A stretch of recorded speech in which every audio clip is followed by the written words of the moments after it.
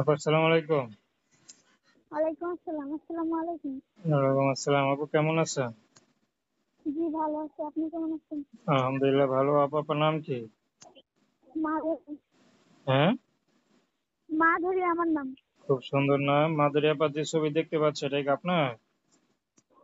হ্যাঁ, আচ্ছা, আপনি থাকেন কোথায়? নোয়াখালী মাইতি। নোয়াখালী মাঝি থাকেন। তো মাধুরী নাকি? হ্যাঁ, তো আপনার সাথে মানে আমাদের ইউটিউবে আসার উদ্দেশ্যটা কি বলেন? এইটা পাইছি অনেক কষ্টে পড়ে মানুষ কাছে থাকি। মামা রিক্সা চালায়, অনেক অভাবের সংসার। আমার বাসা বাড়িতেও কাম করতে হয়। একজন ছোট বোন আছে, ওরা মাদ্রাসায় পড়াশোনা করায়, মামি ঠিক মতো খাইতে দেয় না। আমার বোনকে মারধর করে, আমারও করে। তারা আমি অনেক কষ্ট করে আইছি, যদি একজন মনের মতো মানুষ পাই তার জীবন সঙ্গী করে নিই। আচ্ছা, পড়াশোনা কত দূর করছেন?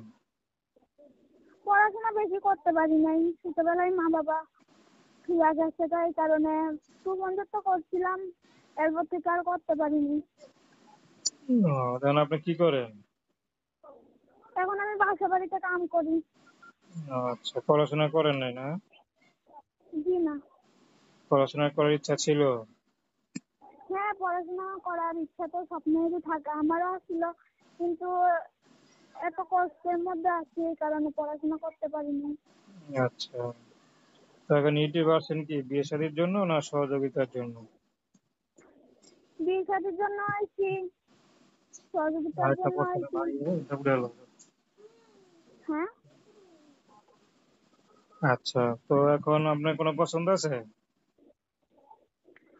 যেমনই হোক, আমারে যদিও ভালোবাসা রাখতে পারে, সারা জীবন আমার পাশে থাকতে পারে, আমি একজন ওইরকমই মানুষ চাই।